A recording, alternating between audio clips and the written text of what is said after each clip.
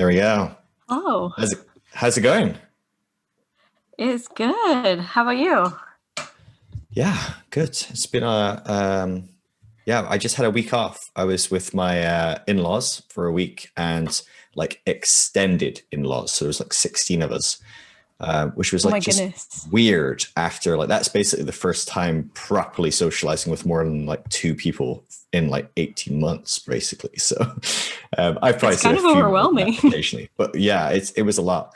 So we got back yesterday and I'm back into the swing of things. But yeah, it's nice to just have a one-on-one chat and not have 100 people and crowds everywhere and masks everywhere. And yeah, yeah.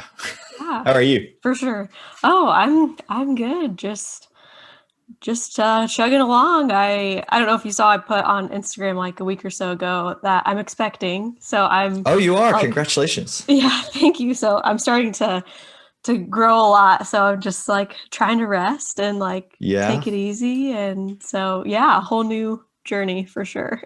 Wow. Yeah, for sure. That's a big change. Big Yeah. change. Yeah, for sure. Wow. Awesome. That's amazing. How far along are you? I'm 25 weeks now. Okay. So there's 15 more left. Yes, you're a good chunk in. Yeah, it's going a lot faster than I thought. It's like, oh, you got 9 months, like it'll be fine. And then it's like, oh, it kind of sneaks up on you a little bit. So, Right. but Yeah, yeah, yeah, yeah. Oh, wonderful. Awesome. How's things going otherwise? You enjoying life? You managing to do all right? yeah, things are definitely feeling more normal around here, which is like good, but also weird. Mm-hmm. And still kind of like, are we really like out of it enough yet to be doing some of this stuff? Right. Because I'm in Indiana, and a week ago we had the 500, which was like the largest social Mm-hmm. event that's been hosted since the start of the pandemic. There were like Yeah, yeah. 135,000 people there. Uh, Wow. yeah, so I'm like, oh, this is making me nervous. So I'm hoping in the next week or two we won't see a huge climb in Huge cases, spike. but yeah, I definitely resonate with the, you're going back with your family and there's lots of people and it's like, ooh, like even though it's like okay, it's like I just haven't seen this many people or talked to this many Right. people Yeah, yeah, in yeah. person in a long time, and it's kind of like overwhelming. Yeah. I feel like I'm learning to socialize again in a lot of ways. Yeah, I have so much more social anxiety. I for just get sure. way more tired really quickly. So like hanging out with people for a few hours and I'm like, oh my gosh, need a nap. And it's like two in the You're like, afternoon. Like I yeah, don't do naps. Like, and like so this is more suddenly than I'm like, enough, a couple okay, hours. yeah, exactly. So I hid away a little in my room occasionally and just kind of read a book or something. But yeah, That's good. it's exciting as well, though, right? I mean, it's exciting the prospect of some normality. Yeah, For that's going sure. to be great. So yeah, cool. Are you excited to do podcasts? Oh, I'm so excited. Yeah. Wonderful. You were like the first people I found like just over a year ago. So this feels really awesome. I'm so excited. I loved our chat we had on Instagram Live. That must have been, Yeah. gosh, a long time ago now. Like I don't know, Yeah. 7, 8 months. I mean, it feels like a long time ago. Maybe it was like 2 months. I don't know. It feels Everything like a blends while into ago. one. But yeah, yeah. No, so I'm excited. I was saying to my wife, and she's like, "Oh, who's this person you're having on?" And I was like, "Oh, we had a great chat. We got on like really well, so I'm quite excited about it." But Yeah. actually, I don't really know. I'm like, we talk on Instagram a bit. I follow her, but like, yeah, I don't know. So I'm excited to get to know you more and kind of unpack Yeah. some of your story, and then who knows where we'll go. We'll just see what happens and where it goes. But how are you doing for time? Are you okay? What kind of time do you need to be kind of Yeah. wrapping up? Yeah. I'm good for like an hour and a half or so, a little longer. Great, perfect. Yeah, Yeah. we'll aim for that and see how we go. Okay. That sounds good. But wonderful, cool. Well, Julie, thank you. I really appreciate you making the time, especially a longer podcast. I know my podcast, a lot of people are like, really? I have to find 2 hours or an hour and a half to talk to someone. So I appreciate you coming on and being willing to ramble with me about all sorts of wonderful things. But for people that aren't familiar with you, you run an incredible account. But why do you believe that? You're over on Twitter, you're on Instagram. I see much more of your Instagram stuff because that's where I live. But Yes. who are you? Like, what caused you to start that episode, that Instagram account, right? Because people don't start an Instagram account Sure. talking about deconstruction without some sort of story behind that, right? Yeah, absolutely. So I started deconstructing a little over a year ago. I have been born and raised in Indiana, conservative little Indiana, and I shared a little bit of my earlier journey on the Postmodern Fish podcast a little bit ago, so I won't dive in too much to Okay. that. But I started to share some of my deconstruction journey on my personal account about a year ago, and Mm. quickly found out that was not a good idea. I was getting a lot of not, not even just like constructive or thoughtful questioning. It was just there were some hateful comments that I, perhaps myself one day would have said the same thing too. So Mm. I didn't want to be too critical, but I quickly found out it was not the right place for me to share what I was going through. There were people that I hadn't talked to though in like 10 years, and they were like, "Oh my gosh, me too. Like, I'm going Wow. through something like this." And so that was really, really great and powerful. But so yeah, I think it was after I shared a post about purity culture, it was over. That is So a hornet's nest. yeah, I'm like, I gotta like have some separation here. Um, and just so that it feels a little bit safer and more welcoming for me to try to Mm. explore this wild journey. So yeah, but why do you believe that was born from that, and just kind of kept it up, and like it's such a journey. I don't know how long I thought it would take Mm. to deconstruct, but I feel like it would, like in the beginning I thought it would be pretty quick, like, oh, like I'm gonna figure this out, like in a couple months it'll be fine. And then maybe it was your podcast. I listened to a podcast where somebody had been deconstructing for like 2 decades or Oh something. God. And I was like, oh no. Uh yeah, Uh-oh. it's like, oh, like, especially if you're like a couple months in, that's like, that sounds so daunting. Which I do think like you're never totally finished, but I also Sure. think I've reached a point where I'm a lot more comfortable, and not so much existential dread like there was in the beginning when you're Yes. like, it's like a lot of grief, I think. Mm-hmm. So yeah. Yeah. No, we'll talk to me about that. Like, what do you think were some of the key kind of components that helped you shift from kind of being in that place of existential dread, grief, Mm, whatever it might be, like a whole host of different emotions and feelings that were not pleasant, into a place now where even if you've not quote unquote finished the process, or sure. you still feel like you're still kind of figuring things out, you feel more peace, more comfort. What were some of the key kind of dominoes that sort of got pushed over that kind of started that shift from one place to another? Ooh, that's such a good question. And I wish it was an easy answer, like, oh, just do like Of these three course, things right? and like you'll feel better. I think for me, it was a lot of therapy, honestly, Mm, helped so much, because I think sometimes when we're deconstructing, we like to think it's just about religion, it's just about this experience I had, but it's really how your religious experiences have built upon your life experiences, and how yeah. you were raised, and what it was like in your home, or all those different things coming together. So I think that was really helpful for me. Was doing therapy for the first time in my life too, so I feel like I had some Mm, catching up to do. Definitely could have done therapy earlier in my life, right. but so that was really big. And I think after a certain amount of time, um, the dread just started to fade. And I think a lot of that came from letting go of biblical inerrancy, and Mm, actually like critically thinking about the Bible and what I was reading. And yeah, letting hell kind of die was mm, pretty big.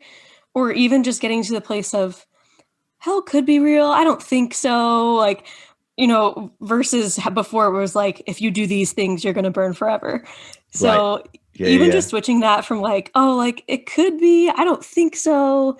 But like, I mean, even if hell is real, if it's the way I was described in evangelicalism, like I would rather be in hell, to be honest, than be in heaven in that scenario. yeah. So I Mm, think coming into a place where I'm more comfortable with myself, able to use my critical thinking skills, and also just you know, if God is real, what are their characteristics?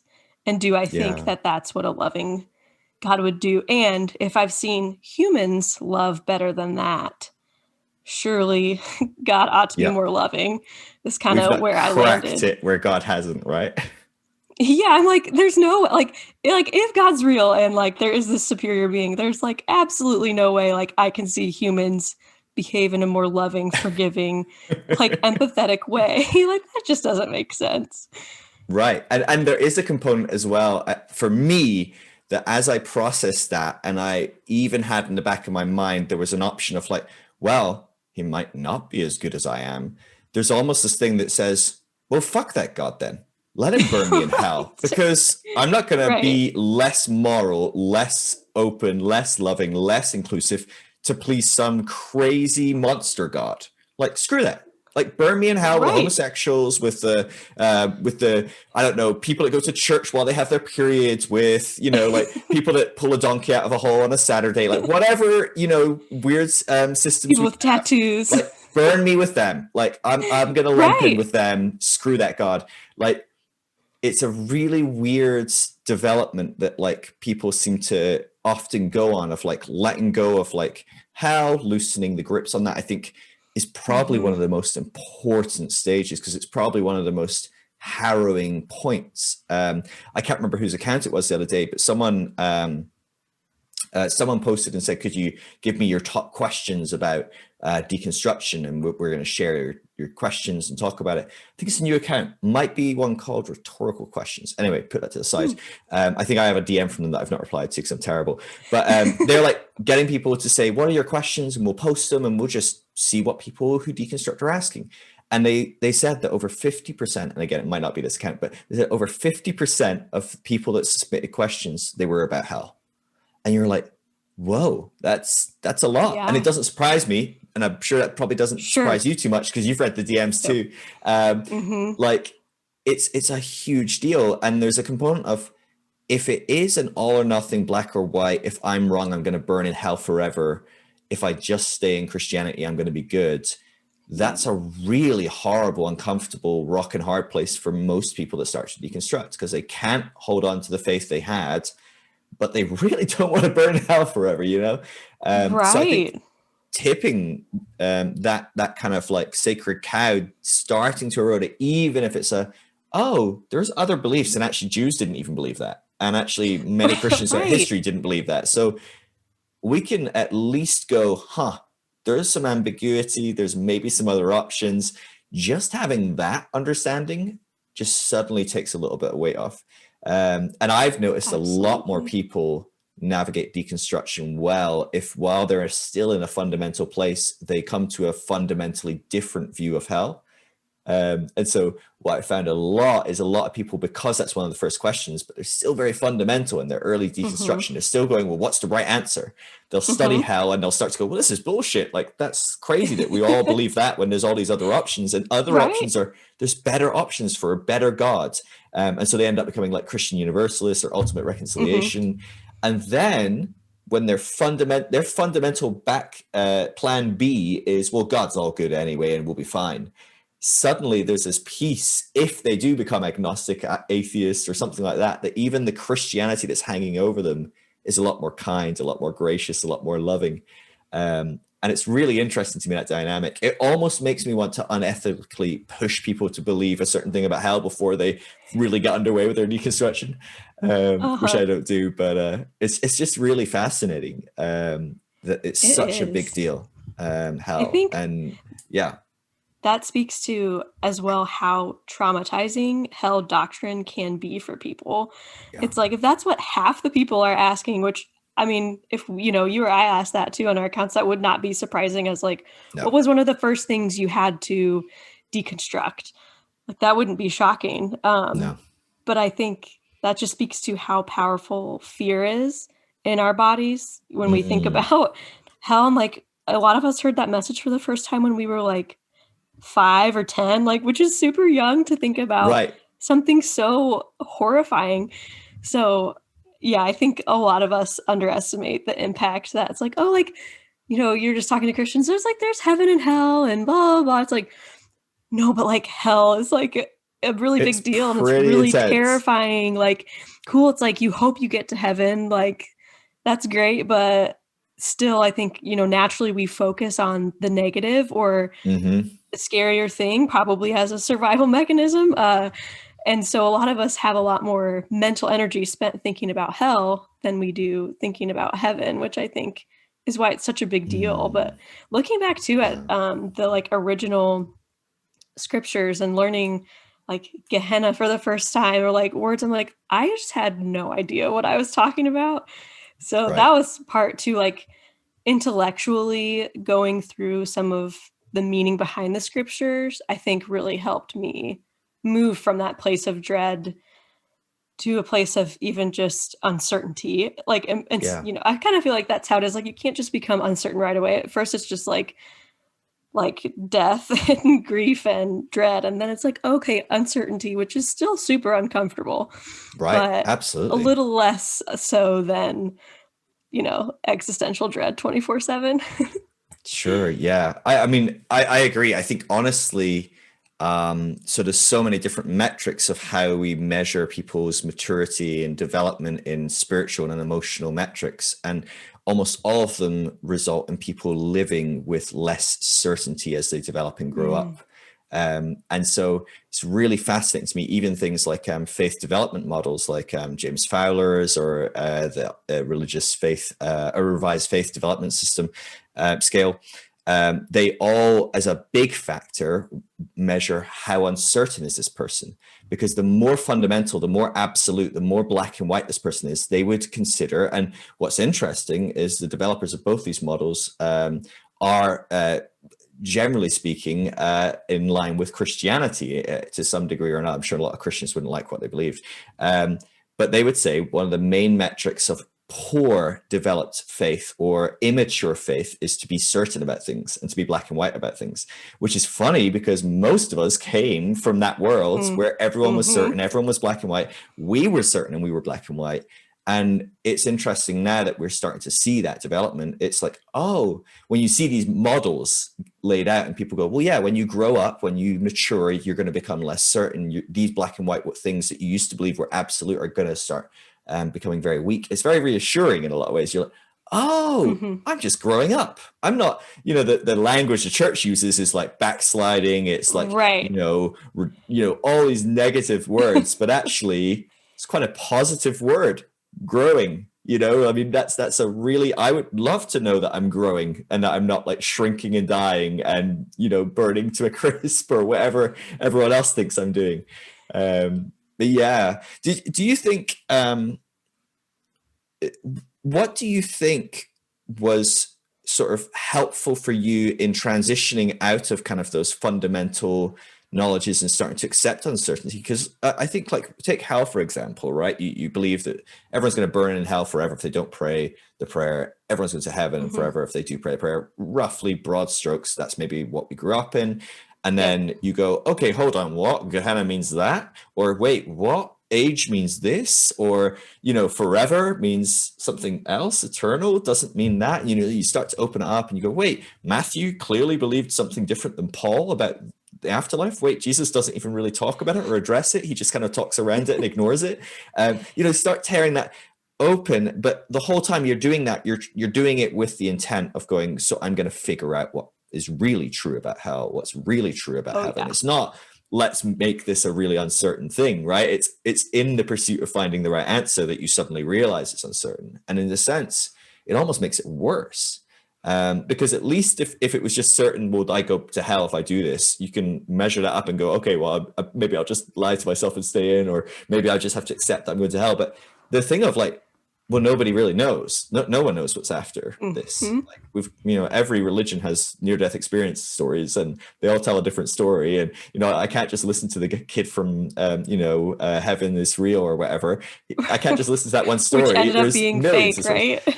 Yeah, I think so. I One certainly, of one them of was them fake, recently yeah. was fake. Yeah, but that's a horrible, horrible sort of stage, because you're not just going through grief. You're not just going through rejection of friends and fear. You're also going through a thing of like, I don't know what I believe. I don't know what it is to believe. How did you navigate that kind of process? And I guess what's interesting is you kind of did that publicly on some level as well.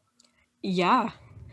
Yeah, I think it's really hard to do. I think leaving the fundamental thinking is really difficult. I actually just posted about that today because even if you deconstruct a lot of the beliefs that you were given, you know, perhaps in Christianity, you can still be a very fundamental person. You just Absolutely. switch what you're believing about, and um, that can be really difficult to let go of. It's like sometimes you can deconstruct you can deconstruct hell or purity culture or these things, but if you don't change the way you think about, life or problems in general, it can still become a very fundamental, certain unhealthy viewpoint. Mm, So in the beginning, yeah, like you said, it can be really hard because uncertainty is not something most of us leaving, Christianity are familiar with. We're mm, deconstructing it because, we're told very specific things. Like you said, like if you pray the prayer, like you're going to go to heaven. And so embracing that, or let's say I did not do a good job of embracing that at first, but then once I did enough digging and, found that there wasn't a specific answer, then it was like, oh, actually, I love that there's not a specific answer because anybody who claims to know exactly what the mm. answer is, whether or not they're well intended, is lying to you. Yeah. Nobody knows what happens when we die. Nobody knows for sure if God is there. Nobody knows for sure a lot of the things we were taught. And so I found great comfort in that once I got to a point Mm, where I, you know, accepted what I was going through and that, my way of thinking and my, relationship with religion wasn't going to be the same. It was like, mm. oh, this is actually really comforting because nobody knows. Some of us are just better at fooling ourselves than others. I was really good at fooling Yeah, myself yeah. for a long period of time. Oh, absolutely. So, I was a pro, absolute pro. right? Because you kind of have to be, because that's what keeps you in and keeps you in the Mhm. loop and it keeps other people coming is selling that certainty. Because Yeah. I think it comes back to, a lot you talk about spiral dynamics and when you're in that, which we all want safety and security, but when you're in Yeah. that, specific stage where you really just want safety, security, you want, this is what I'm supposed to do, then that's very comforting to you Yeah. psychologically. So you're gonna Yeah. keep doing it. And, until something happens that causes you to deconstruct and totally backslide, as they would say. Yeah. Yeah, I mean, that's it, right? I mean, it makes you feel safe. It does make you feel certain. It makes you feel secure. Those are really nice and important things and essential things for any human to feel on some level. Hopefully, Mm-hmm. we start to build on that and start to realize that we can feel safe and certain and secure in new and more evolved and enlightened ways, hopefully. But yeah, it is a really lovely, comforting nest that we have to leave one way or another. And I think I love that you Mm-hmm. mentioned spiral dynamics because I do think it's a broader thing that's happening. Like you said right at the Mm-hmm. beginning with the therapy, right? It's like, hey, you're going through this in religion, and this might be the biggest area you're seeing it and you're noticing it because religion might have been your whole world. It's your circle of friends, it's your family, it's what you do 3 times a week or 8 times a week or once a week or whatever you're doing. You're reading the Bible, you're praying, you're talking to God throughout the day, you're listening to worship music in your car. So that's a huge kind of sphere in which you notice this kind of development that's going on. But it's not the only thing going on in moving out Right. of that traditional conventional stage into modern and individualistic stage. You're starting to develop more autonomy, thinking for yourself, trying to figure out who you want to give authority in your life rather than just receiving an authority figure at their words as dictated by God or your parents or whoever. These processes are much broader as you start to die. It affects your politics, it affects your social outlook, it affects how you want to live your life, it affects your marriage and how you think about relationships. It's so broad. And I Yeah. think in some ways we can get distracted by religious deconstruction in a sense and fail to realize that something bigger is going on. Can you talk to that? Because I feel like with you mentioning your therapy, mentioning it was much more to it than just your religious beliefs and religion. Like, what else was changing for you in that season? What else kind of like were you kind of unraveling and processing? And was that as difficult as, you know, deconstructing your faith? Were you deconstructing other things as well at that in that season? Yeah, I think naturally a lot of other things fall into the deconstruction bucket, whether we're ready for them to or not. Right. I think religion was probably at least in the beginning, the hardest part for me because I was that person that listened to worship music in the car, tried to pray without ceasing. Like I tried to do all those Right. things. I also, deconstructed kind of my self-worth, which had a lot to do with Christianity because I had a lot of poor self-worth related to the messages I received, that I was Mm. evil and bad. But I also think there's a component culturally and in the career space, like with the capitalistic mindset of like, do more, work more, you'll be better, Mm. higher position, higher salary is better. Deconstructed that kind of at the same time because I was working through a job search as all this was starting to unravel. Oh, wow. And I think it can it can definitely affect lots of other parts of your life. I think you mentioned marriage too, and before deconstruction, I only really looked through marriage with a Christian lens because that's kind of how Sure. the church taught, and I think I've opened my eyes a lot to, oh, like marriage means a lot of different things to a lot of different people. And it's not, Mm. black and white. It's not, even, of course, deconstructing, becoming LGBTQ affirming was really important. But even beyond that, too, and looking at how do you relate to one another? What are the boundaries in your marriage? Like learning that people were like voluntarily polyamorous was like new Mm. information. So like there's Yeah. so much to deconstruct. And I think politics played a big part in that too, because the relationship for me was very confusing. What growing up in a very conservative area, what was the church? What was, the conservative area I was in? Right. Um, and because my family wasn't particularly religious, but was very conservative politically. Okay. So it was like really reinforced a lot of the teachings I was being taught. And so it was like Mm. that definitely was a part of my deconstruction too, was like looking at that. And that can be very difficult when we're talking about deconstructing fundamentalist thinking to not just flip to the other side, right? Yeah. Because you've got these set of beliefs and it's, oh, well, like, we believe this side is doing much less harm. So I'm going to fundamentally go over there. It's like, oh, well, I'm kind of missing the point if I'm going to be 100% certain about, you Mm. know, what this political party is believing. So yeah, it really uh, ended up affecting like every part of how I operate and also realizing, at the time I was 27 and realizing I don't know who I am at Wow. all. I've been fed all these beliefs. I've been shaped by, the culture and, not only capitalism, but like diet culture and, body image. Mm. All that really affected me too and really tied in with the, like your body's a temple message at church. And so it was like this huge, messy cluster of, growing up in the like late 90s, early 2000s, Right. and combining all that is really interesting. And I think, like you said, like it goes beyond religion. And for a lot of us, it's hard to understand at first because religion frames the way we see everything when we're Yeah. indoctrinated. But then when you're able to like take a step back and say, oh, like it was all these things together that, formed me. And so, yeah, Mm. it was a wild year. Yeah, it sounds it like for sure. I mean, a year is not a long time. I mean, here we are, we're kind of No, mid 2021, which is mental to me. I'm like trying to get my head around the fact we're halfway through. I Um, know. and we still have barely been outside.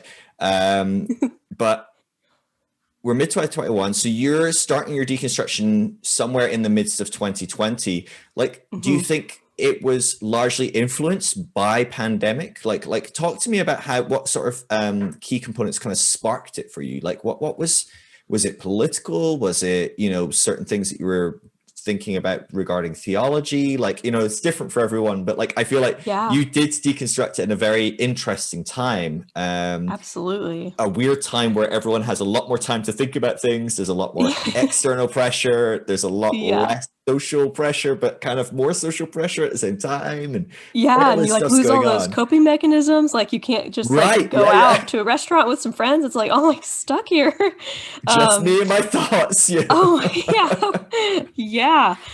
Um, so yeah, it's been quite a year. I would say the pandemic gave me um a break from church that I Mm, didn't know I needed. Obviously, now I can say it's pretty clear since I've deconstructed a lot since a year ago.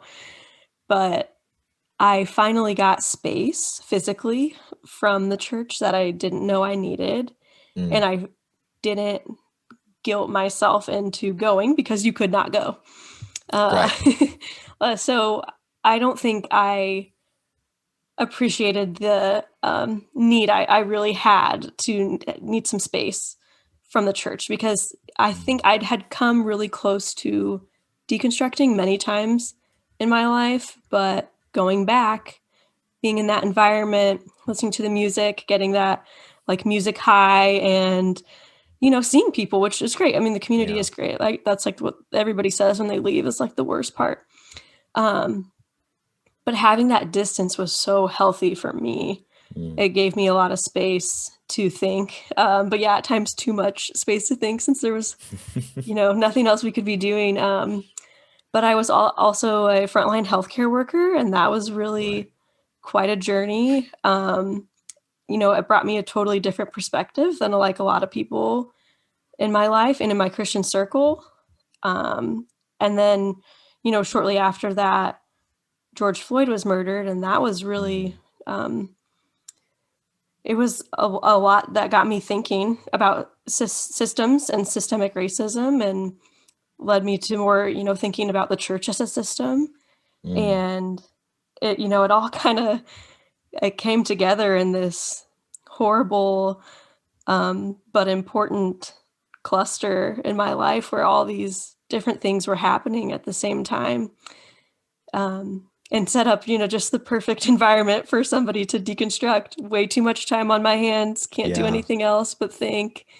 Um, yeah, it was a lot, but I'm glad it's over. I guess that part at least, because Mm, for anyone who's listening, that's in the beginning, like it's rough. Like it's hard in the beginning, especially it if you're really still is. in like a pandemic area where I mean, it's still a pandemic everywhere, let's be clear, but it's pretty open where I'm at. But yeah, if you don't have those coping mechanisms you used to have, like, Mm, it can be really difficult and I see why there was such an increase in the need for mental health services yeah. in the last year. Not that everybody deconstructed last year, but there's a lot that I think people got to think about in that Yeah. slowing down time. Yeah. Yeah, Yeah. I mean, I can imagine it sparked a lot of growth in a lot of ways, whether people explicitly started to deconstruct their faith or not. I imagine most people have come out of this season in some way, shape, or form changed. Um, absolutely. who knows? Yeah, I think it's really interesting dynamic, the kind of like forced break from churches. Yeah. Because it's certainly something I've seen again and again in different people that I work with. You talk to them, you Skype them, you talk on DM or whatever, and they're talking about this painful experience with church. Maybe they Hmm. have been abused, maybe physically, emotionally, spiritually. Maybe it's just not the most healthy place. Maybe they're quite easily triggered by certain theologies or Hmm. whatever. Maybe they keep going back trying to receive love and acceptance, but they're actually just getting rejection or whatever. And yet certain people just can't break that cycle. It's Yeah. really similar. I've been working on a post for like about a year now comparing trying to leave the church to trying to leave domestic abusive kind of situations. Yeah. And there's different metrics that really correlate very well, but I'm really struggling to put it in a well worded way. So it'll come out one day and everyone will be like, God, that was not worth a year, Phil. You shouldn't have bothered working on that. But it really is fascinating because I've had friends that have been in domestic abusive kind of situations, and it's such a surreal thing from the outside watching people that are in a really destructive, toxic relationship come out and suddenly be awake and go, oh my gosh, that's a terrible environment. It's the worst thing. What was I doing? Mm-hmm. Gosh, never let me go back there. And then you blink and they're back in it. And you go, what are you doing? Yeah. And they're like, oh, it was, she wasn't that bad, or he didn't really hit me that hard, or whatever kind of wild kind of statements come out. And you're like, I just don't understand how this is happening again. And of course, that's always going to be hard for anyone that isn't in the situation to kind of get in the mind of someone that is doing that. That is what they find safety and security and control in for whatever reason, and there's no blame there, but there's obviously some unhealthy dynamics that we need to resolve so people can be free and happy and healthy. And it's almost identical with people leaving church. So many people that say, I'm done, this is not healthy, that theology is awful, or that pastor is just hurting people, or that leadership structure is just so systemically racist, I can't be a part of this. Mm-hmm. And yet a couple of Sundays off and you start going, gosh, I missed people and I would like to, maybe if I went back, we could change things from the inside. And you go back and you work on it for a few months, but you only just get beaten up in the process. And I'm not saying you can't change things from the inside. Some people do maybe. But most people end up getting beat up and just thrown around, and they just feel like, oh, I tried to change everything and I feel 10 times worse, and they leave. Mm. And then they go back again because, well, not everyone in the church is bad. It's just really like the leadership structure. But all those people were my friends and I love them. And, it's this back and forth that just isn't there in the pandemic, right? Because the thing that we keep coming back for is probably the one thing we can't really do over Zoom. Right? We could do the worship and the sermon, but no one tends to go back to this kind of abusive environment that is church for them. Again, not all churches are abusive or anything, but for them, no one goes back to it for, oh gosh, but I really miss listening to a sermon, because they got a podcast, right? You can go listen to a sermon from anywhere. Or like, oh, I really miss listening to worship. We'll get a worship CD and listen to it in your car. You're fine. And I know worshiping together in a group is so much better, and I get that. But go to the next time Jesus Culture doing a conference or something. I don't know. You don't have to go to a church. But it feels like there is that back and forth. Did you feel towards the beginning, as you were kind of did you feel like this was going to happen? You said you kind of almost in the past had felt like you might leave the church, but then you got pulled back in. Mm-hmm. As you were forced to kind of not attend church, you maybe had an option for Zoom or Facebook Live or something. Did you feel that coming? Did you kind of embrace it? Did you kind of try as hard as you could not to leave? What was that like for you? I don't know if I saw it quite coming, but I think this time I was more ready to embrace it.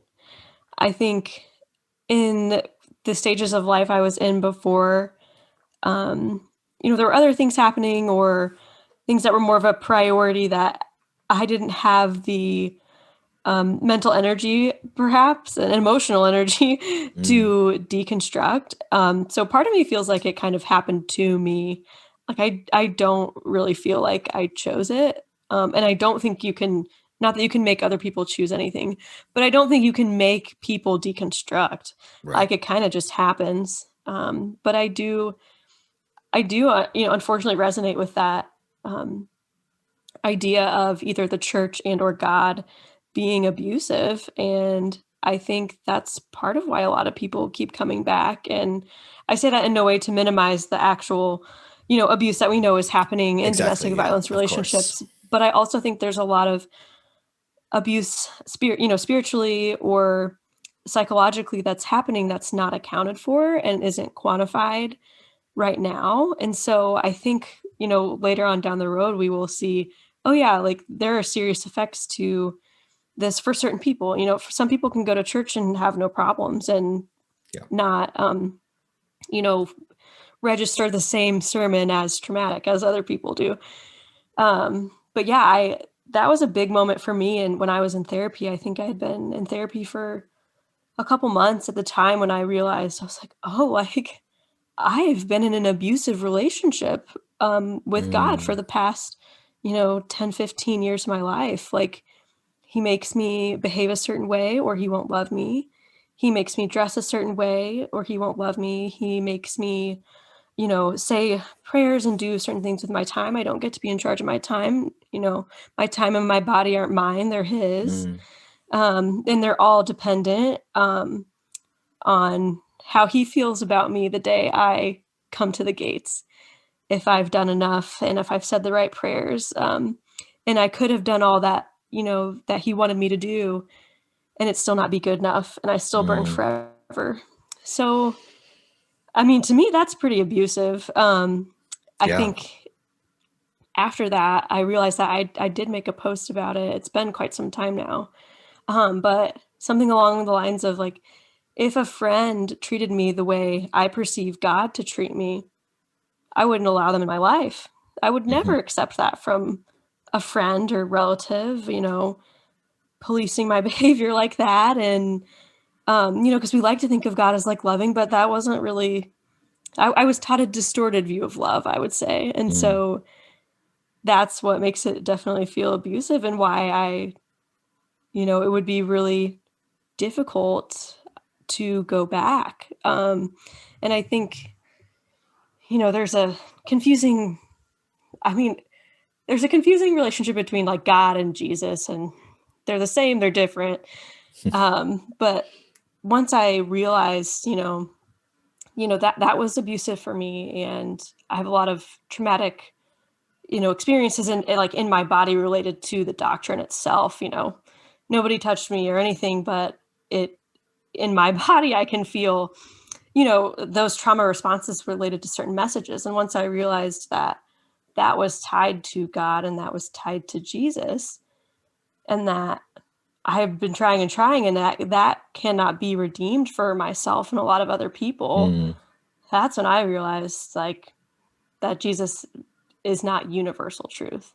You Mm. know, you can still say, Jesus is truth for XYZ people, or, they believe that and it works for them. But like to Yeah. claim, that a God or superior being that has so much trauma tied to it for a lot of people and abuse is, God.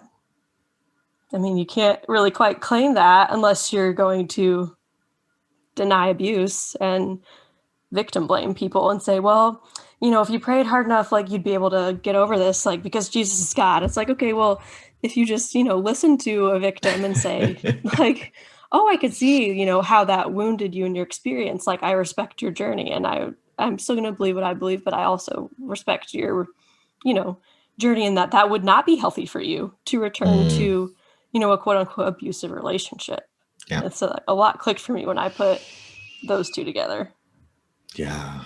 It's really hard though, because like you said, if Mm-hmm. the church does do that, pastors do that, your Christian friends, your family do that, right? They do go, oh, well, I need to now just invalidate your experience, or somehow just check out, or just not engage, or not hear what you're saying at all.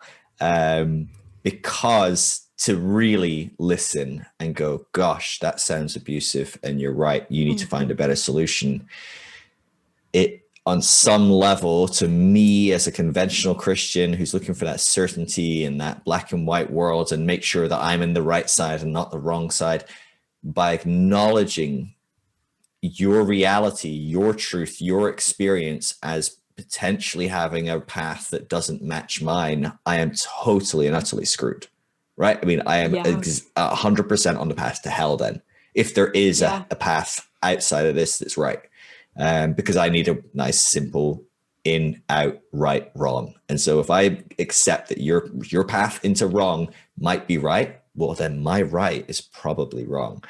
And that's just, Yeah. that's so hard to navigate. Like you said, you can't make people deconstruct. You can't make someone that's in that conventional way of thinking start to think more logically and rationally from a place where at least we consider it to be logical or rational. The problem is, of course, they think they're logical and rational, right? But it's like Right. using two completely different languages, right? So they're ration, they look at us and go, well, they're not being rational. And we look at them and go, that's not rational thought. It's just hits, you know, against each other over and over and over again. Yeah. I know when you mentioned when you first started posting about your journey, you did it on your own account. What was that like for you? Did you got kind of a surge of people kind of like maybe not too happy with your experience? Did you talk to them? Do you try and engage with them? Do you try and change people's minds? Do you try and get people to see the truth? Obviously, you had some wonderful connections with maybe older friends that had come out of the woodwork and gone, oh gosh, I've been going through this for a while. You're going to be okay. It's amazing. Like that must be very encouraging to have. I know a lot of people don't necessarily have that. That's one of the downsides, of course, if you don't have a process of telling people that you're going through deconstruction, is you don't get that support of other people who are hiding, kind of secretly message you going, me too, don't tell anyone, but I think we're going to be okay. That must be a beautiful thing. But of course, the other side of it is why people don't do this publicly. It is almost certain that you're going to get a lot of other messages that are a lot less encouraging. What was that like for you? Like, how did you navigate it before you kind of shifted into a separate anonymous account? Or I don't know if it was anonymous initially, but might have been for like a little bit, but not for very long, because I did have those friends that wanted to join me, so I did end up sharing it pretty shortly after for those people that wanted to follow me, that we could you know, still have that connection. It was hard to know what the right way to interact was. I think even once I started my account, you know, I had the personal account, then I started my account. There was part of me that thought, oh, like I could change people's minds, or like I could bring enough information to make a difference here. And then, you know, a little bit after that, I think I realized, okay, this page is going to be a place for people to find community with each other and feel seen in this journey. And I'm not going to try to change people's minds. But it was difficult with those people that had beliefs to the contrary, you know, and I wasn't even posting super controversial stuff. A lot of it was just posing questions, even. Like one post was like changing church taught thought, which is like, I am bad, I am sinful, to like, I am good, like just I'm good. And like even that got some backlash from people. And, you know, there were a couple people that, you know, would comment on my posts and would, you know, ask me, how am I going to have any morals? Like, how am I going to know what's right anymore? Right. And, or just ignore me to like, I still remember an interaction with somebody who used to be a pastor at the church I grew up in, and he was having a conversation with somebody on, you know, on Facebook, and I put myself in there, just totally ignored everything I had to say and just commented back to the other person. And it's like, oh, okay, yeah. So you know, those beliefs come through about women and about women's voices, and anybody who's saying anything contrary to the message that, you know, we were given. And so, yeah, it didn't feel good to experience the extreme doubt people had about my ability to still be a good person. When I wasn't even like declaring, like I wasn't like, I'm not a Christian anymore. Like it wasn't even that. Like it was just like I got some questions and I kind of want to explore them. Like I think this is important. Like, and some of it was the statistics you shared about like how many people leave the church every day. I'm like, because a lot of Christians did follow me on my personal page. I'm like, if this many people are leaving every day, like we are missing something, y'all. Like we are, like there's something going on. But you know, I got blocked by a couple people, and I was just like, man, it's just not worth it to like for me to put my energy there, because also like I don't think I've been there as in I responded in the way they did on a social media platform, but like I've been there in the way of thinking, and Mm, it's hard, like, because it's just not, you're not going to make any progress, right, because it doesn't allow, that way of thinking doesn't allow for there to be another another way besides their way that's okay. right. And so I think as much as it was difficult to leave that type of thinking, it was also helpful because I know how all of those people commenting or, posting rude things back to me, I know how they're operating because I used to be that person too. Yeah. So, Yeah, well done, honestly, because it probably took me about 5 years to learn that one. So you got through that quite quick, that one. Maybe I'm just exceptionally slow and you got through it at a normal pace of time. I don't know. But it's really hard, right? When you're trying to figure things out yourself and you're maybe posting a thought here or there or whatever, and people come back and they get really defensive, it's really hard not to immediately feel defensive in return and feel absolutely. like, well, I'm going to give you a reason why you're wrong and why my initial post was right, or Hmm. I'll answer the question you asked that you don't really want an answer to.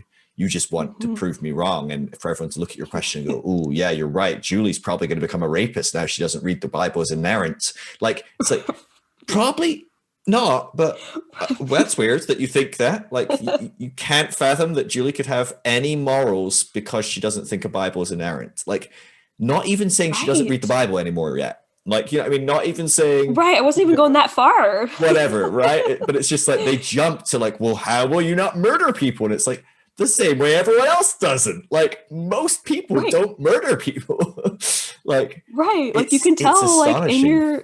in your body, like you can tell when something feels wrong to do, and but we get so disconnected from that intuition and that inner voice or inner knowing, whatever you want to call it, when we're in Right. evangelicalism, that it's like people also lose sight of that for themselves. So they're like, Mm. how could you know? Like, I don't know without these rules. Like, so I think it's scary for them too, because they think if this happened to me, I wouldn't know what to do. Right. Yeah, which is funny because oh, maybe it's just my absolute terror of a world where that's actually true. That the vast majority of like fundamental evangelical conventional Christians would honestly go around murdering people if they didn't have a rule saying don't murder people from God. Like on that they're saying implicitly like that's what they would be like without this Bible, without this rule, without Right. Jesus saying to do that. Now, I don't for a second believe that's true for I don't either. 99.9% of Christians. Mostly because I knew myself like my whole life. I believed that, and maybe I might have said that's where my morality came from, and that's where everything comes from, God, the Bible, etc. But I always knew that I am completely incapable of killing someone, whether there was a rule or not. Like I just couldn't You do it. didn't I need just a don't know. 2,000-year-old Like book no, to tell you? it's just incredible, you know. Yeah, but it highlights how impossible these conversations can be. That people just cannot fathom what's happening in our heads. Hmm. And on some level, because we've been there, we have to, on some level, try and fathom what it's like to be in theirs. Like the Hmm. onus is on, no matter how unfair and shit it is, the onus is on us having grown beyond a position to be the one that kind of looks back on people in that place still and go, oh, this is where you're at. If I'm going to talk to you, I'm at least going to talk to you where you are. And honestly, a good Yeah. portion of the time, I shouldn't really be talking to you about this stuff. It's just not helpful for you, and it's not Yeah. helpful for me, and I'm going to walk away. So yeah, I mean that's amazing. Well done, well done, well done. Honestly, I think it's such a brilliant thing to sort of sidestep largely, because I got lost in the weeds for years trying to tell people how to be fundamental in a different way, or trying to Hmm. answer everyone's post. And every single critical comment, I'm looking at and going, oh, let me look up a Bible verse there, and oh yeah, I could say this. And I'm sweating over like how will I reply to this person that I don't even know. They don't even follow me. They've Yes. just stumbled across a post, or I spoke to them 10 years ago and haven't spoke to them since, and I'm stressed about what they think of my reply. And oh, what a horrible way to Hmm. live. What an Yeah, it awful can way be to really live. exhausting. There are a lot It of was. people, yeah.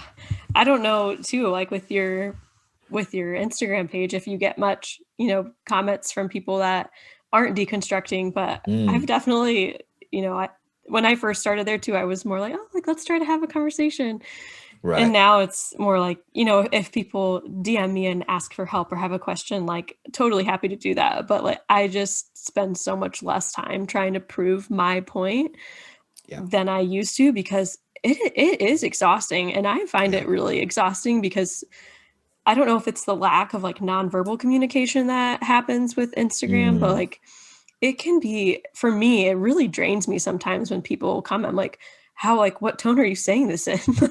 Like, are you right. like, Yeah. I'm Yeah. right and you're wrong? You're like, well, I think I'm right. And it can be really hard. I think so much gets misconstrued too that, Yeah. yeah, I've had to, in order to continue my account, I've had to set some of those boundaries and Yeah. just either sometimes not respond.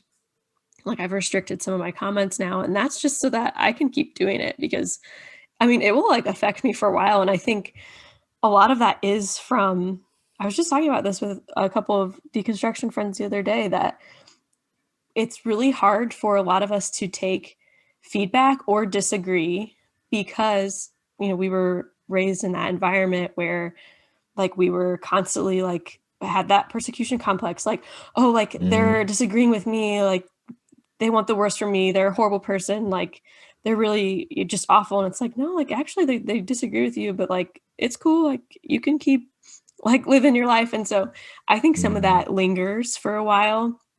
So it can be really difficult to try to engage in conversations where like, neither of you are going to agree with each other at the end, if that's the scenario. Like I love to have, the philosophical conversations that can go on forever, and there's no point other than just like to be The fun of curious, it. like that's great.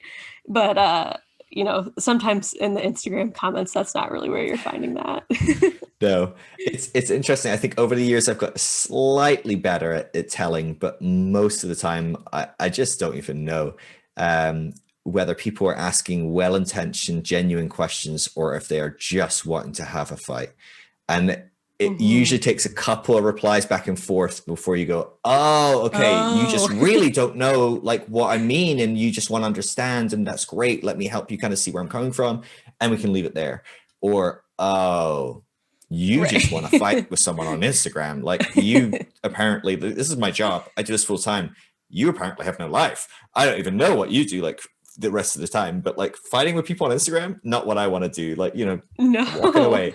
The restrict option on Instagram is game changing. It's It amazing for those yeah. comments and things like that. Like, yeah, it's I just brilliant. discovered that not that long ago. I'm like, oh, this is great, because you want to keep creating content and you want to keep meeting new people and doing Yeah, stuff. And um yeah. So yeah, it's good to yeah, have some of those things to help us navigate yeah.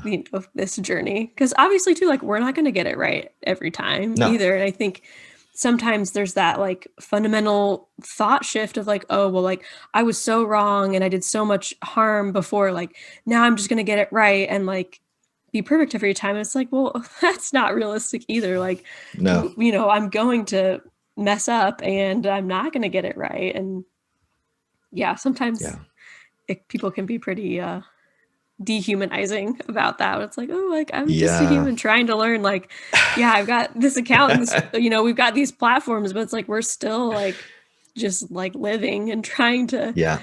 trying not to do harm now. Like I feel like that's kind of where Mm, I've I don't really know still where I'm gonna land or what I believe, but like that's something I've tried to embrace. It's like, what can I do that's gonna just not harm other people and be respectful in what that means for everybody, because it doesn't mean the same thing yeah, for, it's treating people how they want to be treated. Not necessarily like we were taught, like treat people how you want to be treated, because I think that's how we kind of got where we are with a lot of yeah. that hostility between opposing viewpoints, is like, well, you should believe this or you're going to burn in hell. And it's like, well, that's not what the other person believes. And like, Right. that's They're not okay. living their life every second of every day going, will I go to hell or not? Like, that's Right. hard to fathom when that is how It you're framing is. everything and you are terrified. Or maybe you're at least framing like, well, I just want to do everything so I get rewarded by God and get more treasures in heaven and I get to go to heaven Yep. or whatever. So even if it's like maybe a slightly different perspective, it's still this kind of like obsessed with what is to come, reward punishment kind of metric. Most people don't have that mentality. They just want to live a good life. They want to live a nice life. They want to do good in the world. They want to change the world maybe. And we're running in going, you need to know you're a sinner and you need to change. And like, it's tough. And I think as well, though, it's hard for people that have come out of that to accept that some people, they're just not in a place not to frame the world that way. And they don't need, me or what I talk about or what I'm doing. Like, it's the last thing they need. And actually the kindest thing I can do to them is to really succinctly in a DM say, hey, this account is not for someone like you. If you're a happy Christian, you're content with your faith, I'm so happy for you. Go be content with your faith. If that ever changes, shoot me a message. Come on back. I'm here to chat, but like, honestly, you're only going to get upset and frustrated talking with me. I have no desire for you to change. I want you to be happy. And if you're happy as a Christian, you do that. Even that can be hard because they can't fathom. They need to, it's a mission to save us or to correct us or whatever. I think there's a component as well in there that the whole, like, we have to have an answer for our faith. We have to be able to defend our faith. I think that trickles into our new place, even as we start maturing and we're okay with being uncertain.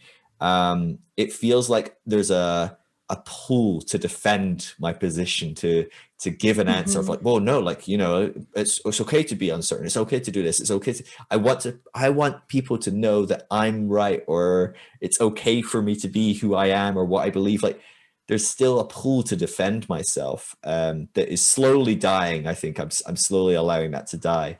But yeah, have you found yourself in that place of like warring a bit between kind of like, I don't know, needing to defend yourself, and how have you kind of navigated that? Like, is that something you've worked through?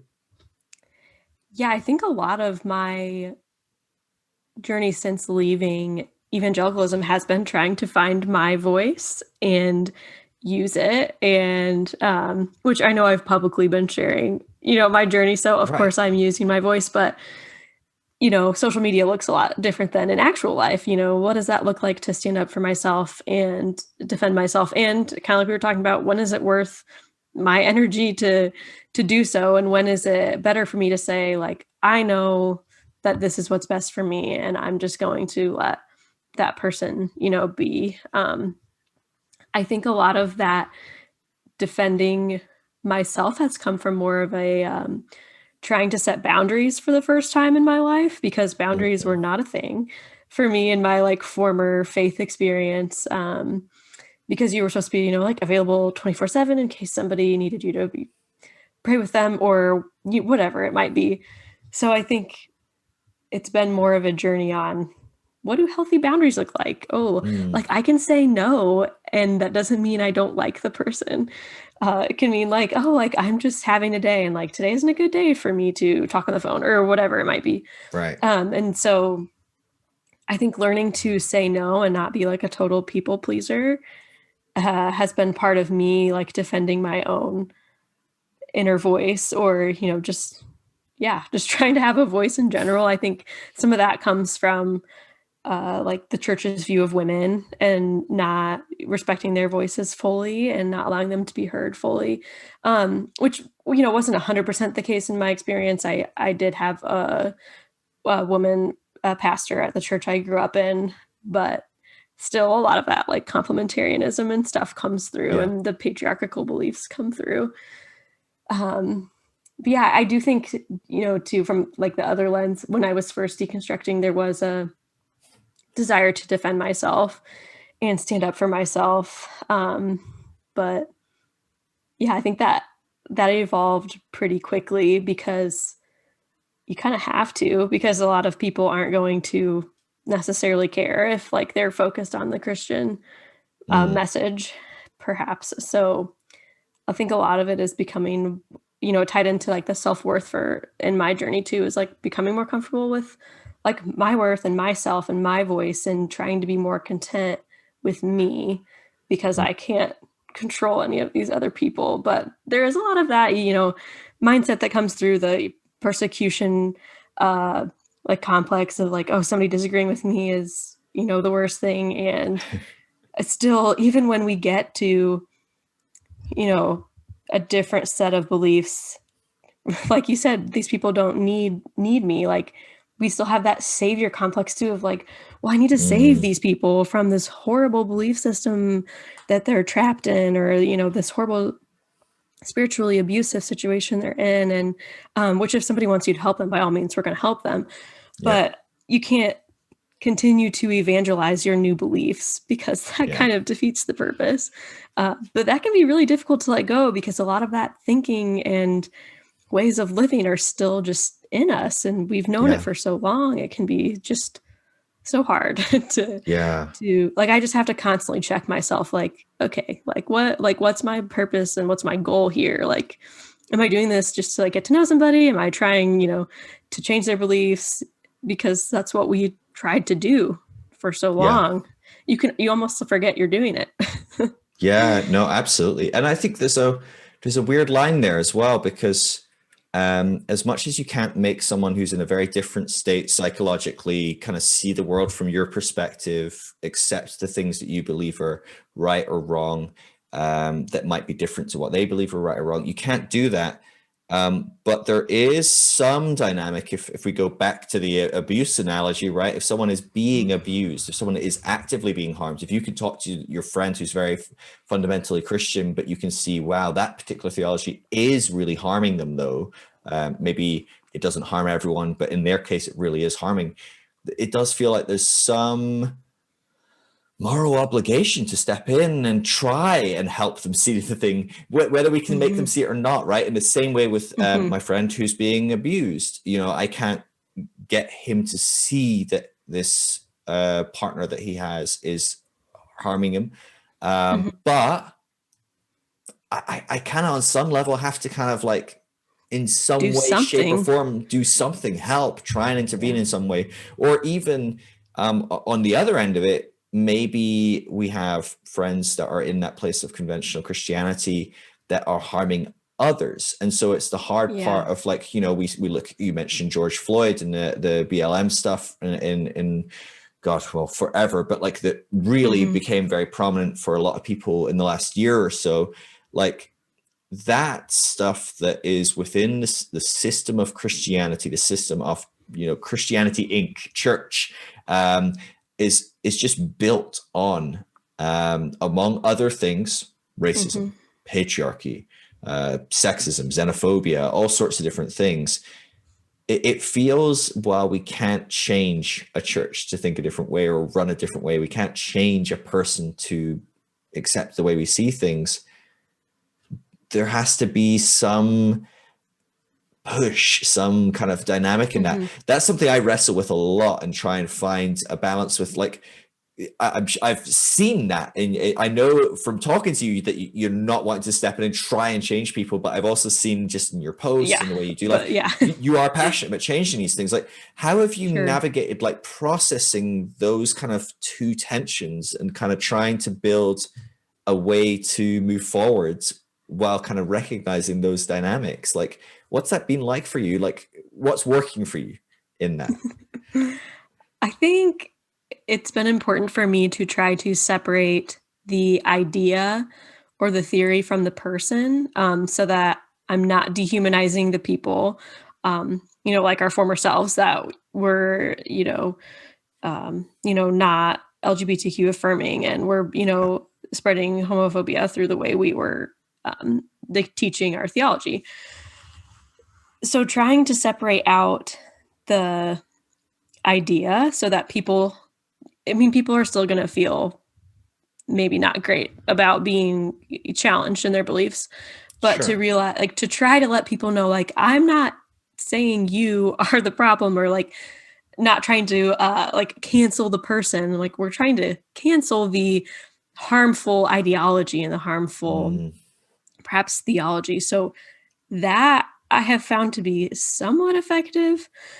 It's still not, I think, just even that poll you talk about, the difference between like, I need to do something like I can't do nothing, but like I don't know what to do. Like that is part of the beauty of leaving, in my experience, evangelicalism, because it was so black and white and it was this or that. And it's that doesn't mean we have the answers on how we're supposed to move forward, but it's like at least I get to like wrestle with that a little bit now, Yeah.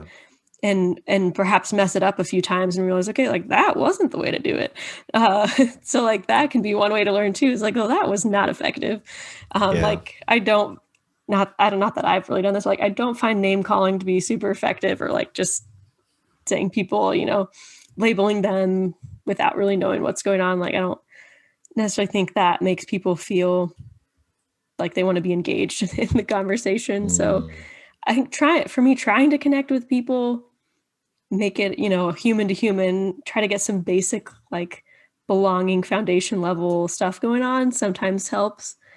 But Yeah. still, it's hard to know what to do, because, when obviously when somebody says something racist, like I'm going to say something, like you can't say that. Right. So it's like, there are times where it's like, yeah, I'm going to say something, but it's hard to, because, you can't just change people. Yeah. So yeah, it can Yeah. be really frustrating, but also I think what we can change is what we're willing to tolerate in our circles. And so, Yeah. it's like you can believe what you want, but if you're going to say that, like I'm not going to You come can't around say it here. anymore. Yeah. Yeah, you can't say it here. And so I think we have more power than we realize, but it can be really difficult to realize that, because we feel so defeated and we feel so lonely and powerless sometimes without God or Jesus. Yeah. If we've perhaps left that altogether, or without even just having the numbers of the church community, like even just leaving that, you feel so Yeah. much more powerless. And so For it real. can feel like you don't have any power, but you know, like I said earlier, it's trying to set those boundaries. Like that's a boundary. Like you can't say that when you're around me.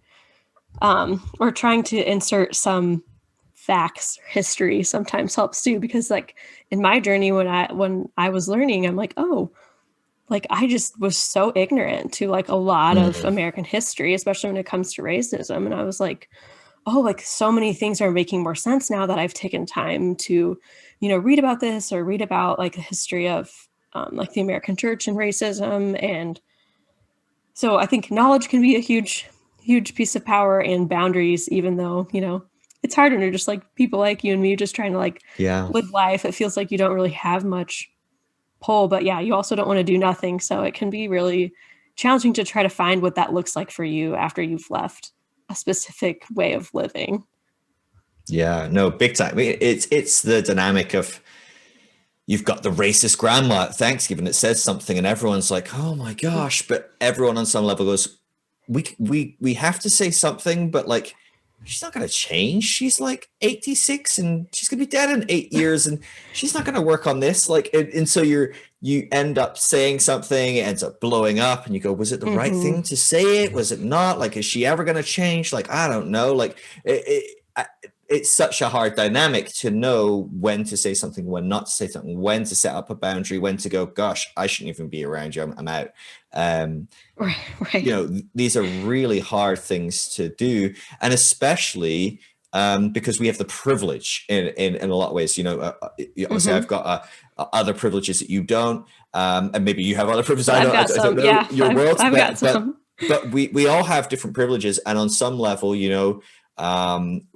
I'm a white, straight, cis, male. Like, I mean, I live in the UK. I have a decent life. I'm, whatever you can list. I've probably got most privileges kind of stacked up.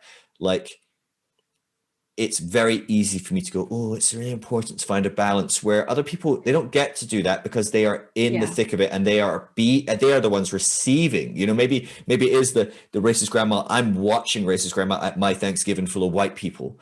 But my racist grandma is actually being racist to her cab driver, or the person at, the store, or a person at her church, or, whatever.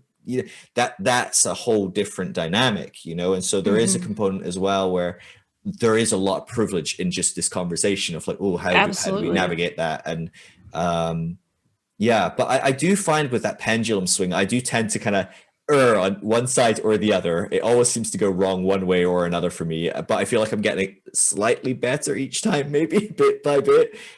Maybe I'm trying to figure out something. But yeah, it's a tough one. It's really tough because, like you said, we're still fundamental in a lot of ways, right? So we're still trying to find Yeah. that right thing when maybe that's not how it works. Maybe it's wow, this person in front of me is an individual. They have a very unique world and a very unique story, a very unique experience, a very unique way of seeing things and thinking. And maybe I need to get to know them to know how to have a conversation with them. Yeah. Which of course Instagram is not helpful for.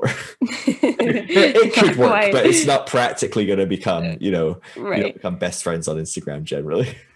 Yeah. I think too, talking about privilege, I think deconstructing, which again, feels like it kind of happened to me, but at the same time, it does feel like a privilege because there were other points in my life where like I could not lose my faith. It's Yeah. like that is what I was clinging on to. And so I think about that sometimes too, because I have seen people in the deconstruction Instagram circles talking about how it's a predominantly white space Yeah. and there aren't very many people of color. And I think a lot of that has to do with, I think it's a privilege. I'm not saying it's easy. I don't want to No. misconstrue deconstruction with being easy. But I also feel like for me, and this may not be true for everybody, but like deconstruction didn't happen for me until I was in my own home. I was married in a secure relationship. Um, you know, so I had all these things in line where it was safe for me to question all these things, Mm. and because of who my partner is too, thankfully, um, deconstruction has not been a deal breaker, and I know it could be in a lot of other Mm. situations. Yeah.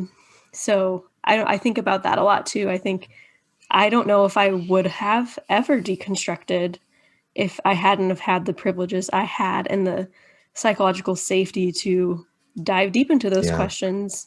Um, I don't know. I wonder about that. Absolutely. Well, you're saying it's not easy. If it was easy, everyone would be able to, have the space to do it. You would be able to do it if you were a single dad with 3 kids. You'd be able to do it if you had 4 jobs. You'd be able to do it if, Right. you were commuting 4 hours a day and like knackered and totally tired all the time. But people in a place like that, maybe aren't as comfortable as you found yourself to be a year ago. They don't have the mental space between everything that's No. going on. If you're Black in the last year, probably the last thing you're really thinking about is like, oh, let me think about this obscure theology that slowly starts a ball rolling and it becomes an avalanche of whatever deconstruction. You're thinking about, I really am terrified I'm going to Surviving. die every time I leave the Absolutely. house. I'm scared I'm going to get pulled over and shot just because I'm driving at the speed limit, but happen to be Black. And the cop might see that and decide, let's pull him over. Like, there's no mental space there for deconstruction. No. And of course, many people of color over the last year have deconstructed. It's not as simple as that. But I do think you're right. I think there's a massive component of this. I think this in some ways plays into why part of the majority world is generally across the majority world, less people are deconstructing. In fact, faith is still growing.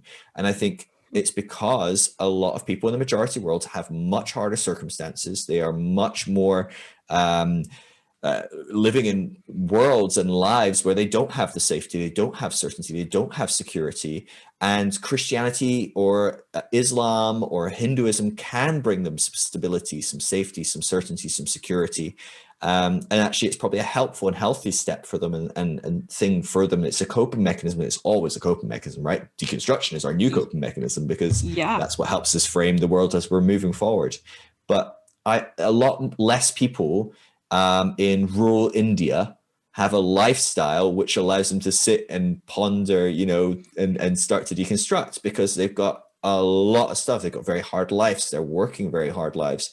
And yet, again, I actually have spoken to many people in rural India that have deconstructed on Instagram, and I'm like, this is crazy. So it's a bit of both, but I do think that privilege component is huge in deconstruction.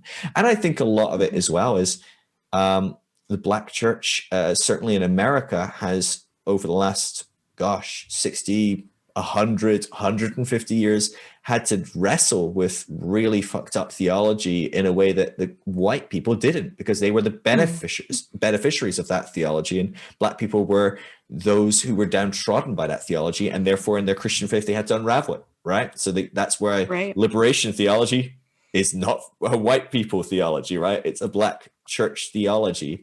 And it's because they had to deconstruct a whole host of theologies that allowed them to be slaves, that allowed them to be second-class citizens, and so on and so forth. And so in some ways, maybe the Black church has less things nudging them to deconstruct in their system of Christianity, right? Potentially. I think certainly there's certain parts of Christianity that are much more systemically broken than others, at least. Yeah, it's a weird one for sure. Yeah. Oh, this is good, Julie. I'm loving chatting with you. I'm really enjoying it. What do you see the future holds for you? Like, are you planning on still running your account forever? Or are you seeing an end to your deconstruction? Are you planning to move on, or are you continuing to speak about this and talk in this space? You've got a kid coming along as well. Obviously, that will probably change things up. Yeah, I don't really know, honestly. In that post where I shared, I was expecting, it was kind of like I don't really know what's going to happen. I have made so many friends through this community, and quite honestly, perhaps saved my life, in the middle of that dread, knowing there were other people. Like once I found, like you, and then there were a handful of other accounts, like there are people here. There's lots of people. And so part of me, is drawn to that, and that I know other people are starting their deconstruction experience today, perhaps. And,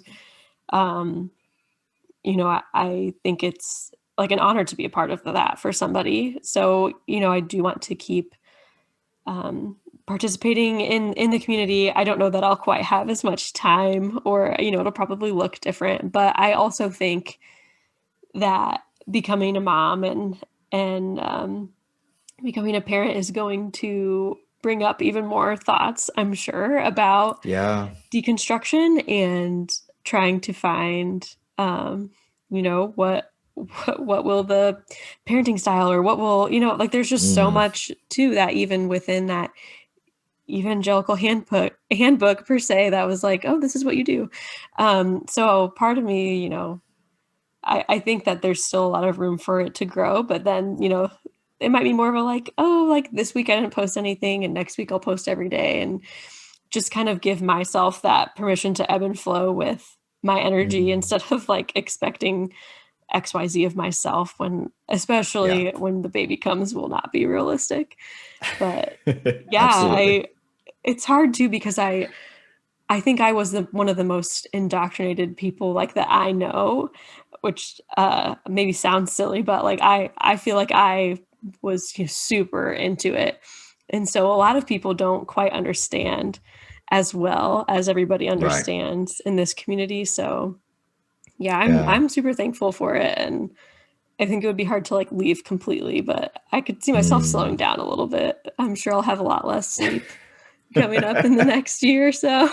We'll get some sleep deprived posts, but like if there's typos, that's why. You'll be sitting up at 4 a.m, breastfeeding or whatever, trying to type out a post, or maybe you have more time doing that through the night. Well, sometimes I wake up in the middle of the night and I have my thought for the day, and so maybe, who knows, maybe it'll be more content. It's hard to say. It will be interesting to see. I love how many people are kind of popping up out of the woodwork that have really great insights and thoughts to share on parenting as they deconstruct, because I think you're right, it's a really hard navigation to go through, and I think it's even harder for those that have already well and truly started the process of parenting and raising their kids, and maybe their kids are teenagers now, and they have to go, hey kids, we don't believe in God that way or at all anymore. Like, and their kids have now become fundamental, and they're going, what are you doing to me? I don't understand. Now I'm worried you're going to go to hell. Or but I love that there's more and more people talking about navigating that, like we talked as well, like, you know, so much gets deconstructed. It's not just faith. And I think parenting Yeah. as a separate component has developed and grown so much in the last kind of 50 years. People are understanding so much about how children psychologically develop, what's helpful, what's not helpful. And it does feel like Christianity at times has not been the quickest on the uptake with some of that stuff. And so, yeah, it's going to be interesting. Have you got a bunch of books that you're working through, trying to like crash course, get ready? Yeah, a few. Yeah, I'm like, I mean, you'd think hopefully some of it'll come naturally, but yeah, We definitely have reading a been few doing this a books. while, I know, that's what I tell myself. I'm like, people have been doing this for far longer yeah. than I have. But yeah, I think the parenting part will probably keep me in, because when my partner and I were looking for a daycare too, that was interesting. I mean, like, I never thought I would be the person that didn't pick religious or Christian daycare. Like, Right. it was like, oh yeah, of course I'll do that. But we Now went and you're looked desperate at, trying to find one. oh That's not. yeah, we looked at two or three, and the first one was inside of a church, and it was the first time I had been inside of a church in nearly a Wow. year. And I mean, I'd gotten to the car afterwards and just broke down. I mean, there was imagery everywhere. Like, there was white Jesus, there was, crosses, there was, like Bible verses that they make the kids memorize, and they're like two. So it's just like, not that they're going to memorize it, but like, you know what I mean? Like, they're No. starting this indoctrination so Yeah. young, and it just like, man, it just hit me so hard. I was like, whew, this is, it's going to be still continue to be part of who I am. And I'm just going to have to, learn myself and how to navigate better. So yeah, I actually started trying EMDR therapy. I don't know if you've Okay. Yeah. heard of that, Yeah. I've to try to spoken kind to of a help lot of with some people of that that. have found great help with that. Yeah, I So, hadn't heard of it until like a year ago. But yeah, it's been really interesting so far. It's like working on memory work, and your eyes move back and forth, and yeah. I don't Do you know. feel it's So working? I think it is. I've only done it, a few times. But I think it is. And because I kind of need, while I don't think I've had a lot of, big T trauma, as they say, I have a lot of Sure. adverse memories from church Mm, experiences, which at the time perhaps were not perceived to be bad, because it was, I was in the yeah. church and that's where I wanted to be really bad. And so, but now looking back, it's like, oh yeah, like that was pretty transformative, like not in a good way. Yeah. So I think it's been helpful to kind of revisit those memories and, um, process through them from the capacity that I have now too. Like, I Yeah. think sometimes it's easier, with 10 years down the road, perhaps, to look at something and think like, oh, like I've got all this other life experience now, and I can look at it through that nuanced, Yeah. uncertain lens. Um, so yeah, I would definitely recommend, Hmm. I mean, first, a religious trauma informed therapist, I think, is important, because that wasn't my first step in therapy. I just did like just a general therapist, which was still good, but like after I got this more specialized help, I'm like, oh, this is definitely more helpful. So Right. I would recommend it. So Yeah. It's yeah, so weird unpacking those kind of things, isn't it? Because you look at certain things were the best thing in the world at one point, and they were yeah, helpful, and they were maybe even a positive coping mechanism for something much harder. Even if you keep peeling back the layer of the onion, like, oh wow, this thing that now I look at and think that was really harmful and probably was quite trans- right, traumatic on some level, but like actually the way it dealt with a much deeper trauma, I can see why I had to do that. And now I can work on this trauma. And maybe in 20 years, I'll look right now and go, oh my gosh, like, look, you did EMDR and it like was actually quite traumatic, but it helped you move a bit forward. Or I don't know. I don't think it's EMDR was it's all traumatic, but it's just so funny that we almost like, I think we're so black and white again, that this is good, this is bad. hmm But I think sometimes that quote unquote bad thing is gooder than a worse thing. And I think we have to accept that there's a process, because it is really hard to look back on things that were, maybe we have the fondest memories, maybe we really enjoyed certain things, it's really hard to look back at your time going to Christian camp, and it was the funnest time. It was the best part of the year as a teenager, and you go away with all your mates and you camp and you'd hang out and you'd like play games and you'd stay up all night, and you'd flirt with the girls that you liked, and you'd like talk with the other boys about which girl you fancied, or this really fun, exciting time as a teenager. And yet I can sit and go, oh wow, but it was pretty intense and traumatic actually, looking back, that the leaders responded to me that way when I confessed this, or the topic that week was this, and it really messed me up. Like, it's really hard for me to break that apart and go, gosh, it doesn't have to be all bad, and it doesn't have to be all good. Both. It can be both. That's so a weird hard. one.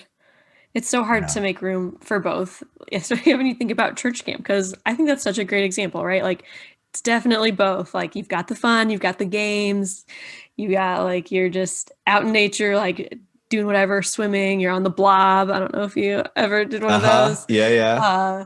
Well, I would never do one, but yeah.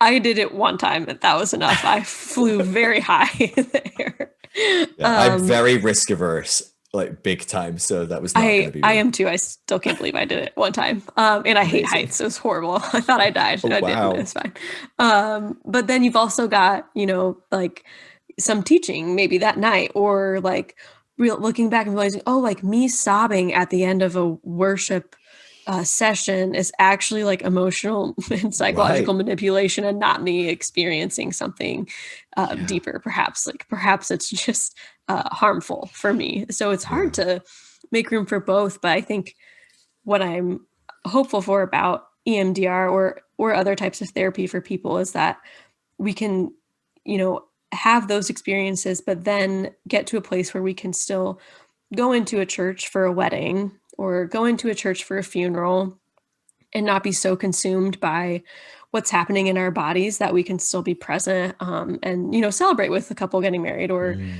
celebrate the life of whomever we're there to do so for. So I think that's part of it. At least my hope is that it's like, you can get some sort of regulation back in your body too, where you're not so consumed by those memories that, if you haven't been in a church, like a lot of us haven't been in a church since before the pandemic, or, maybe longer than that. And then you go in for the first time and it's like, oh my God, this is awful. Or you get like a sinking dread feeling or something. So for me, the hope and goal is to be able to like not live a quote unquote normal life, but to be able to live my life in a way that I want to live, and not still be affected by those experiences for the rest of my life. Yeah. No, that's great, Julie. I am so excited for all that the future has in store for you. And I'm really, I just get stoked when I see people that are navigating this. I mean, I guess this year has been a great year for people to deconstruct in many ways. It's been a terrible year in other ways, but I think it has given people kind of like some gasoline for their fire. It's given people some space as well to be processing things. It's given people a bit of safety because there's some distance, there's some great things there, but it feels like it's just great to talk to, because I know I've talked to you in different stages as well in your process, like for you to be enjoying yourself and for it to be good and for it to be great. And you've got a baby along the way now, and that's amazing as well. And it's just very, very exciting. And I'm excited to see how, but why do you believe that transforms and grows and develops, and the new nuances it takes on. I can't wait for you to talk to us about how becoming a parent is affecting how you're processing and growing and developing, because I talked to a lot of people where actually the trigger for them deconstructing was not theology. It was not other things. It was literally, I became a dad, a mom. Just that was enough to trigger a whole bunch of changes. So I'm sure you have a whole bunch of new things to explore when you step into that world. I'm not a parent yet, so I don't even know. I'm not even going to pretend to know. But I'm sure you're going to have a great time. But thank you so much. So if people want to connect with you, what's the best ways to do that? Instagram and Twitter? On Instagram. Instagram is probably the best way. I'm on Twitter a little bit, but mainly Instagram. That's the best way. Okay. Wonderful. Best way to reach me. But why do you believe believe that? And I think the Twitter is, but why do you believe? Or yeah, No, but why do you BT? BT? Because it was too long, apparently. I was going to say it is a long handle. It's a mouthful, but you know, at the time I was just feeling pretty sassy, and it was like, but why? Good. But But why do why you do you believe it? believe that? You know, and a lot of people don't have a good answer. We really don't. We really don't. I think that's No. a really fun one, isn't it? Just to ask. No, absolutely. Well, Julie, I really appreciate it. This is going to come out this Thursday because I've been away for a week on holiday, and I'm going to bash it straight out. So I'll let you know, and I'll tag you and everything when it comes out. But it's been Sounds really, great. really fun chatting. Sorry if I've yawned a couple of times. You have not bored me. I'm just, it's late and I'm tired. So, but it's been really, really fun, and I always enjoy to chat. And I'll let you know when it comes out. All right. Thank you. All right. Love you, Julie. Catch you later. All right. Bye. Bye. If you are deconstructing, there is no reason to do this alone. It can be an incredibly lonely process, but the deconstructionnetwork.com is a free resource to help you find others deconstructing in your local area. If you would like to support what I do, everything I do is for free, from talking to people for hours on end to producing resources and podcasts.